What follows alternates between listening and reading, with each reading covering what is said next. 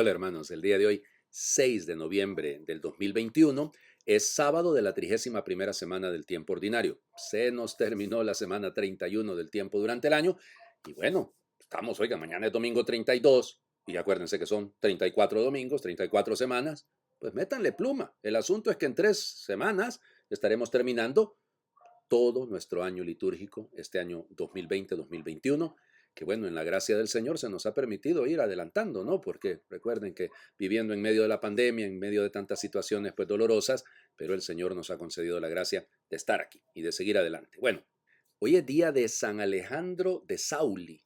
Yo fíjense que muchas veces termino diciendo de Pauli, pensando en Saulo, Pablo, pero bueno, igual. Él nace en Milán en 1535. Era de una noble familia, de una familia de alcurnia. Hay muchos cardenales y obispos que fueron de la familia Sauli. Él, a los 15 años, fue nombrado paje del emperador Carlos V. O sea, imagínense ustedes, en la corte, ya en la corte imperial. O sea, no era cualquier cosa. Era una persona increíblemente inteligente. Hagan de cuenta que se dice que si se perdía en alguna ocasión la Suma Teológica de Santo Tomás, él la podía recitar de memoria. Era un genio realmente. Pero a los 17 años él dice, no, yo esto de este mundo no me gusta, y entra con los barnabitas, que pues tenían su iglesia allí, precisamente, pues de ahí viene el nombre, ¿no? De Barnabitas, porque la iglesia de San Bernabé en Milán. Y claro, como se trata de una persona de alcurnia, una persona pues muy noble, entonces decidieron probarlo. Y vamos a ver si este va a dar el largo. Y entonces le dijeron, vestite con tu traje pues de paje o de cortesano, carga una cruz y recorre la ciudad el día de Pentecostés de 1551. Y entonces ustedes dirán, pero no hombre, qué barbaridad, lo hizo. Y cuando llegó a la Plaza de los Mercaderes, que estaba llenísima porque había una representación teatral, les dijo a los actores, por favor quítense de aquí, que ahora voy a hablar yo. Y entonces, con la cruz a cuestas, se pronunció un discurso que hay que ver, ¿no? No digo un sermón, ¿verdad? Propiamente, pero un discurso precioso que conmovió a la gente. Y fíjense que de ahí en adelante los barnabitas van a hacer eso, van a cargar una cruz en medio de las plazas para demostrar su adhesión a Cristo. Fue admitido, lógicamente. Miren, vamos, es que la carrera, llamémosle, de él es realmente estratosférica, en el sentido de que rapidito a los 25 años ya lo habían colocado como maestro de novicios, como encargado en Pavía del seminario, porque van naciendo las academias para formar los seminaristas, los futuros sacerdotes. En esa época San Carlos Borromeo es obispo, es cardenal, pero es obispo, en arzobispo, perdón, en Milán, lo manda a llamar para que predique una cuaresma y ahí lo agarra como su confesor y su consejero. Por eso más adelante todo lo que hará Alejandro, San Alejandro, será a partir de lo que había visto hacer a San Carlos Borromeo, porque fueron muy amigos. De hecho, también muy amigo de San Felipe Neri. Ya les digo, los santos vienen en racimos, nunca vienen solos. Bueno, entonces, estando ahí en Milán, hace muchísimo bien, y el Papa Pío V, lo nombra, pues obispo en Aleria, en Córcega, una diócesis abandonada, 70 años sin tener un obispo. Cuando llega no hay catedral, no hay iglesia, no hay nada ahí, y el hombre empieza. Se llevó a 3 barnabitas con él, y entonces empezaron la misión. Miren, ustedes no tienen idea, 20 años y ese hombre le dio vuelta por completo a la diócesis. Después esa diócesis era pujante, con los sacerdotes bien formados. Miren, una cosa fantástica. Les escribió a los sacerdotes un documento que se llama las advertencias. ¿Sí? Y entonces, ¿cómo debía proceder un sacerdote? Miren, lo he leído una parte.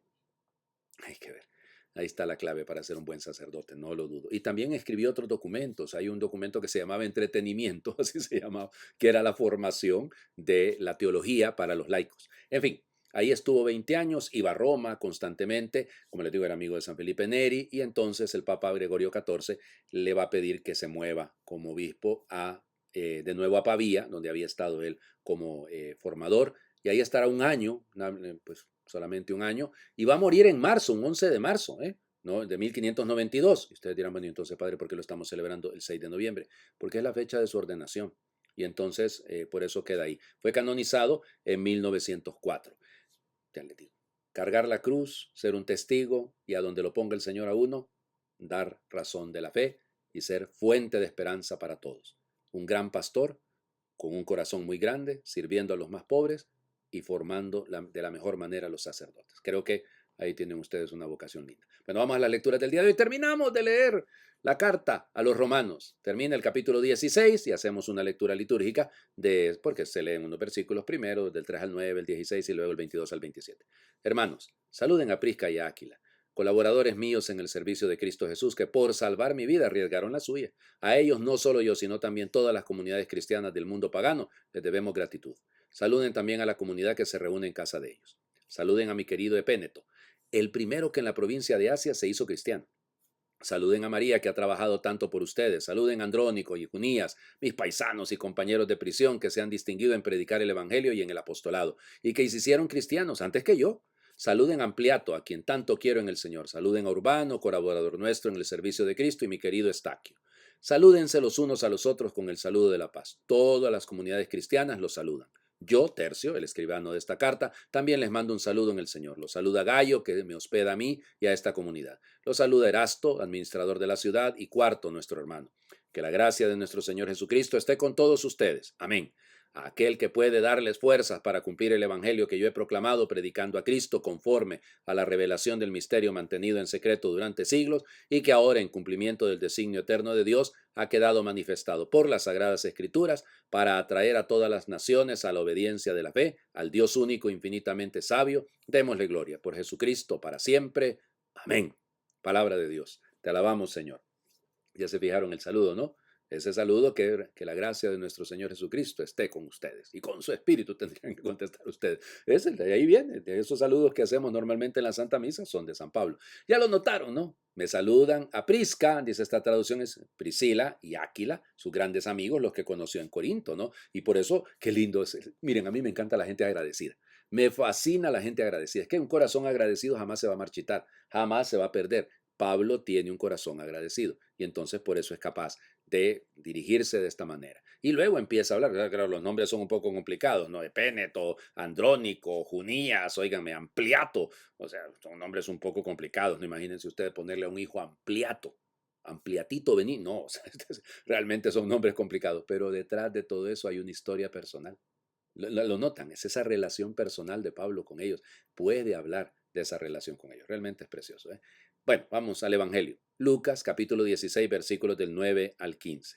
En aquel tiempo Jesús dijo a sus discípulos: con el dinero tan lleno de injusticias, gánense amigos, que cuando ustedes mueran los reciban en el cielo. El que es fiel en las cosas pequeñas también es fiel en las grandes, y el que es infiel en las cosas pequeñas también es infiel en las grandes.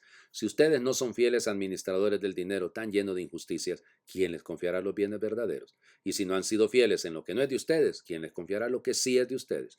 No hay criado que pueda servir a dos amos, pues odiará a uno y amará al otro, o se apegará al primero y despreciará al segundo. En resumen, no pueden ustedes servir a Dios y al dinero. Al oír todas estas cosas, los fariseos, que son amantes del dinero, se burlaban de Jesús, pero él les dijo: ustedes pretenden pasar por justos delante de los hombres, pero Dios conoce sus corazones, y lo que es muy estimable para los hombres es detestable para Dios.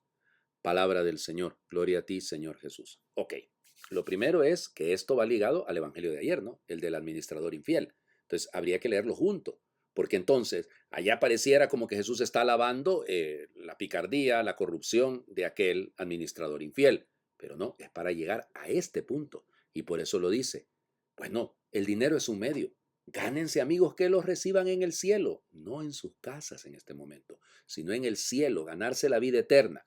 Y luego nos invita a darnos cuenta que un administrador, lo que se espera de un administrador es que sea fiel. Y que si es fiel en las cosas pequeñas, lo será también en las grandes. Esto es clave, ¿no? Y si usted es infiel en las... Miren, nadie llega a cometer un pecado grave si antes no ha fallado en cosas pequeñas. Nadie llega a faltar en su fidelidad si antes no ha, grandemente, si antes no ha fallado en detallitos, en cosas que luego se van sumando una a una, nos acostumbramos a eso y terminamos cometiendo grandes faltas. Y luego, confiar. El administrador al que se le confía. Por eso no podemos servir a dos amos.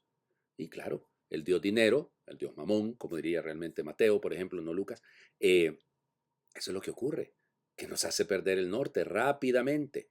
Y nosotros estamos llamados a darnos cuenta. Miren, la vida debe estar ordenada, llevada hacia Dios, concentrada en Dios, llena de Dios. Ese es el punto. Lamentablemente, muchas veces somos como los fariseos, amantes del dinero, enamorados de los bienes materiales o de las cosas de este mundo. Son medios, ya lo decía al inicio. Gánense con el dinero injusto el cielo. Buenos amigos para el cielo. Claro que sí. Son medios, no son fines. Les invito a hacer oración. Me dicen que triunfe a toda costa, que pise fuerte, sin vacilar jamás, mostrando siempre dominio de las situaciones, de las gentes, de mí mismo. Me dicen que escriba mi nombre con letras hermosas en tarjeta noble, que la impresión es lo que cuenta y hay que lucir estilo, título, rango y riqueza. Me dicen que me cerciore de tener todo bien atado, de asegurar el futuro, de dominar el presente, para así vivir al límite. Pero llegas tú y te ríes de esos consejos. Y me dices que desde arriba no se vean las personas, que escriba mi nombre en las horas regaladas, en las puertas abiertas de mi vida, en las manos ofrecidas para apoyar al próximo. Llegas tú y descolocas mi orden y me dices que salte al vacío y me recuerdas que es en los sencillos, los mansos, los pequeños y los pobres donde está la vida sin límite. Amén. El Señor esté con ustedes. Y por intercesión de San Alejandro de Sauli les bendiga Dios, que es Padre, Hijo y Espíritu Santo, y su bendición descienda y les acompañe siempre. Feliz fin de semana para todos.